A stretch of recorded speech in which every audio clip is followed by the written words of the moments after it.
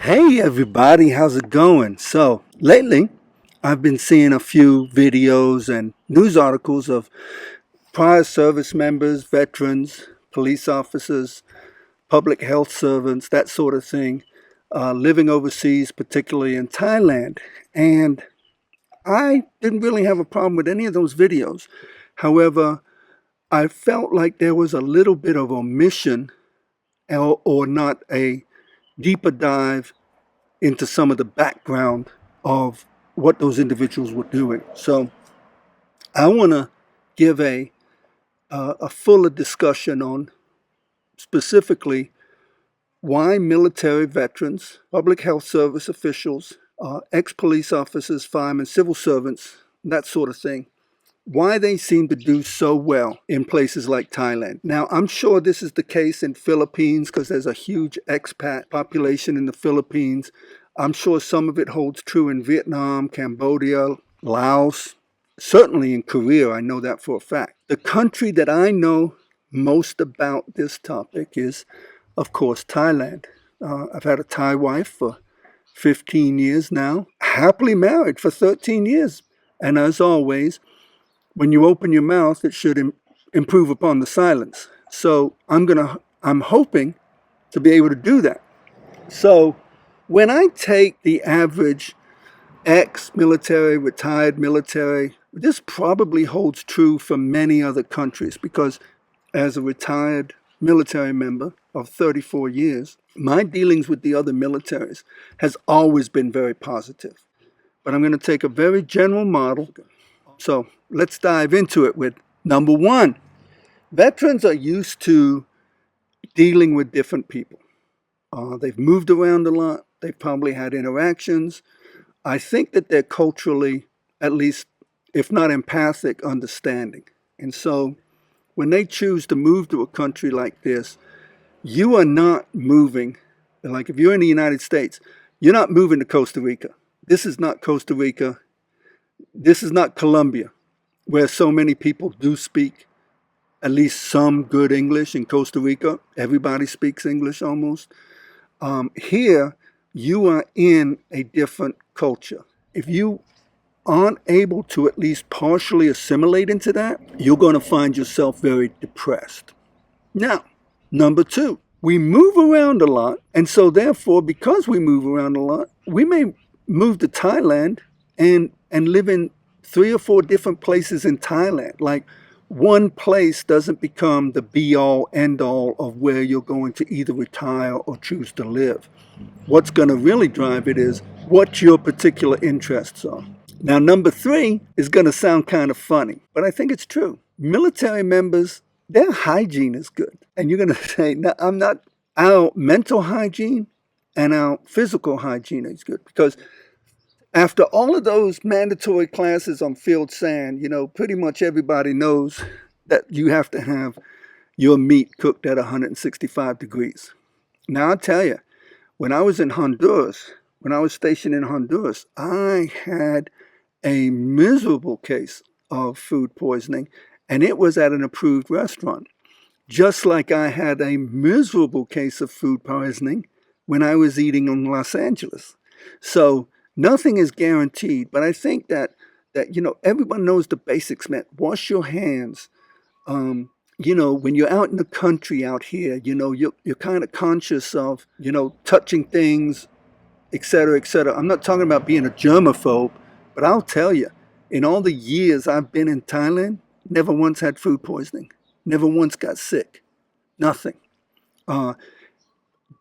Now, I'm not always the most intelligent person either because sometimes I'll pick up some fauna and stuff that I have no business picking up. But generally speaking, if you take the regular model of someone with that background, they're gonna know to leave the animals alone. Well, if you're eligible for VA healthcare benefits because you're 30 to 100% disabled, then your healthcare is taken care of here. Many people don't realize that if you're a military member and you've got disability, then through the VA will pay for your health care here. There's a simple form that you fill out before you come here. You pick a hospital, you go to that hospital, the VA will pay your bill. Now, If you've got TRICARE because you're a retiree, like myself, you not only have health care for yourself, you have it for your spouse. They meet the threshold for any kind of visa any kind of long-term visa that you may want to get here. Now, if you also have GI Bill benefits, which chances are if you're a veteran you do, now what you did with them I don't know, but you can go to school in Thailand and you can get the stipend. So you can go to school in Thailand. You can also get the Yellow Ribbon program here in Thailand. And let me back up a little bit. If you're 100% disabled, I can only speak for the American military, then you get about $4,000 a month in disability, somewhere around there, give or take. That $4,000 a month, there's a lot of talk about, am I making enough? What do I need? Trust me, if you're getting $4,000 a month in disability, you are making enough money to live pretty much anywhere in Thailand that you want to live. So, number 6, as I had mentioned before, Thailand is a definitive culture. I mean, there are rules, and if you like that sort of thing from being in the military, kind of knowing what you're supposed to be doing, knowing what others are supposed to do, then these deep-seated cultures like Thailand, Korea, Japan, etc., they don't really bother you at all because you don't question them because there's no reason to question them. You're here to assimilate, not change or try to change a culture that you're not going to change at all. And so when you come to Thailand, they have their culture. You're not going to find it very difficult at all to work within that culture because, again, people in Thailand are so forgiving or so understanding of people that come from different cultures.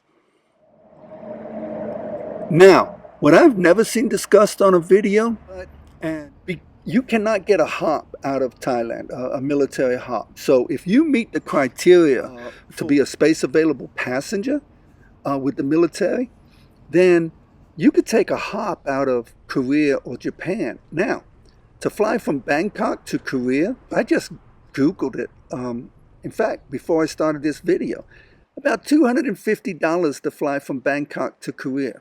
So rather than spend $1,500 or $1,300 to go from here to Houston, I can conceivably spend $250 to go from here to Korea and catch a space-safe flight out of Korea. It isn't as expensive as you might think to come back and forth on a regular basis. I've never had a bad interaction with a Thai person when I started off with the wah or a simple hello, a smile, or a wave. No one's trying to figure out what do you mean by your smile here. They all know that what your smile means is you're smiling and you're happy to see them. That's what it means. And that fits both cultures, civil service and military, and Thai cultures to a T.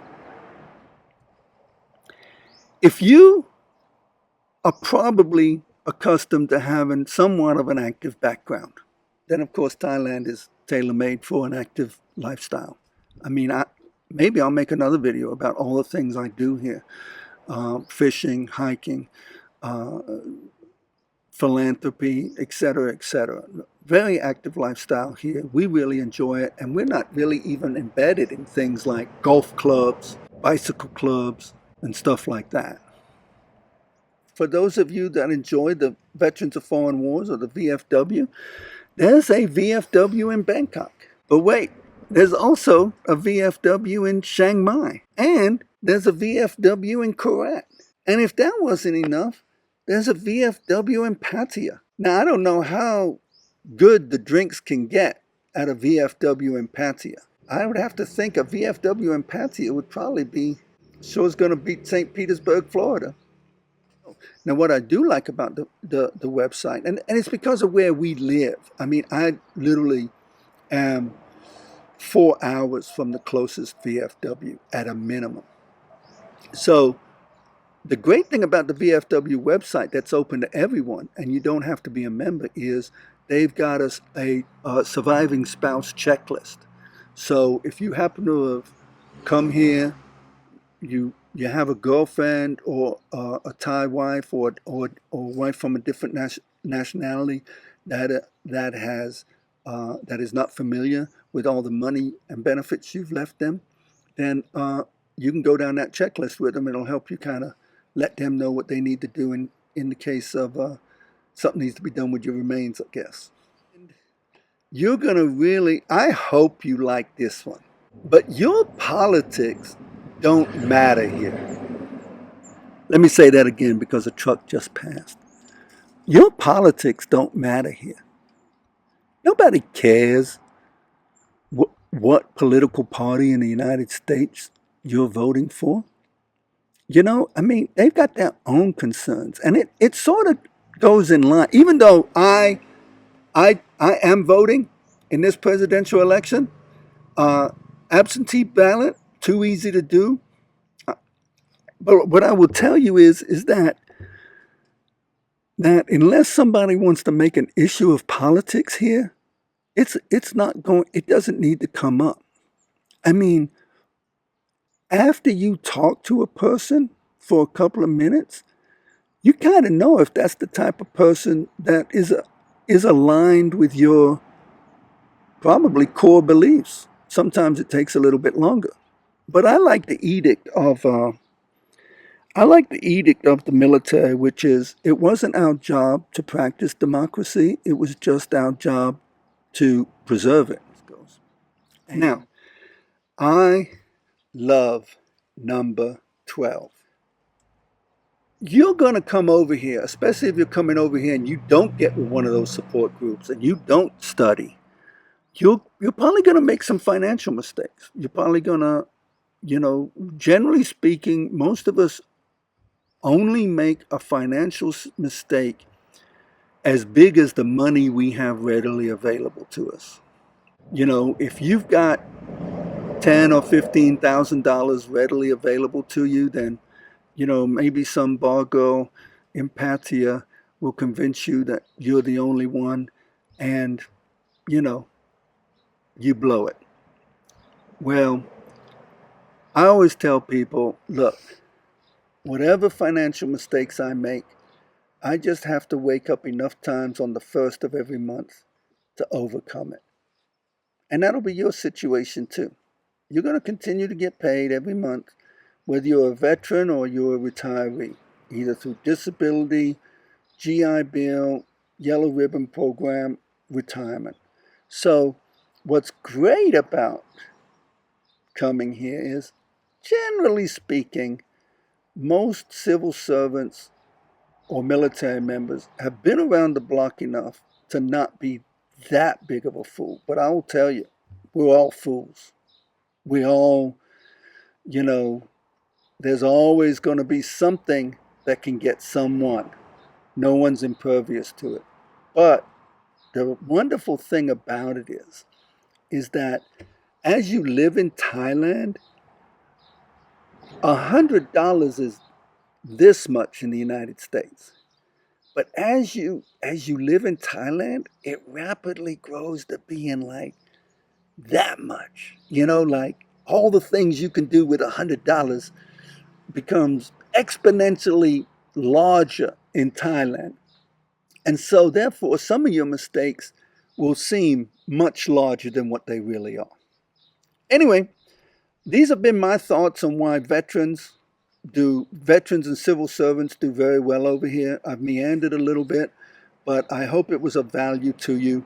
If anybody has any comments and that I can expound on in the comments or answer any questions for you, I will be glad to do. My feeling is that if you're going to put yourself out here and you're going to allow yourself to be either interviewed or you're going to tell your story, then you owe it to the people you're doing that to be fully transparent. So I will be fully transparent with you if you have any questions, all right?